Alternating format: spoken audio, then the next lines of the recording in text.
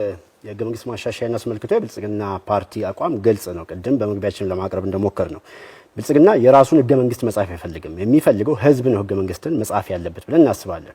ለምሳሌ አሁን ያለውን ህገ መንግስት ተመለከቱት። እየተነሳ ያለው አንዱ አርጊውመንት በተለይም ህገ መንግስቱ ሲጸድቅ አልተካተትኩም የሚል ማህበረሰብ አለ።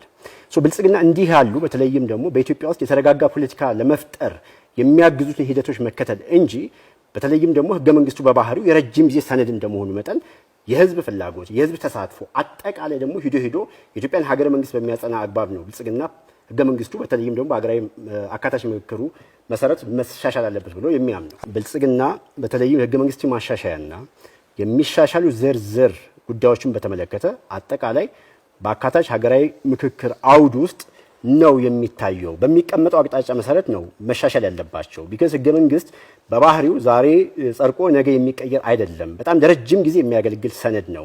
ይሄ ደግሞ ማለት በተለይም ደግሞ ኢትዮጵያን ሁሉንም ባሳተፈ አግባብ መሆን አለበት። ይሄን ደግሞ ስናደርግ ማሻሻያ መንገድ ደግሞ ህገ መንግስታዊነትን በሚያጠናክር አግባብ መሆን አለበት። ምን ማለት ነው? ህገ መንግስታዊነትን የፌዴራል ህገ መንግስት ባስቀመጠው አግባብ ህገ መንግስታዊ ስርዓቱን ተከትሎ መሻሻል አለበት። የፓርቲው አቋም በአንቀጾቹ ላይ እያልን ያለነው አካታች ሀገራዊ የምክክር ኮሚሽኑ በሚያስቀምጣቸው ዝርዝር ጉዳዮች በዛ አግባብ እንዲታይ ነው ብልጽግና አቋም።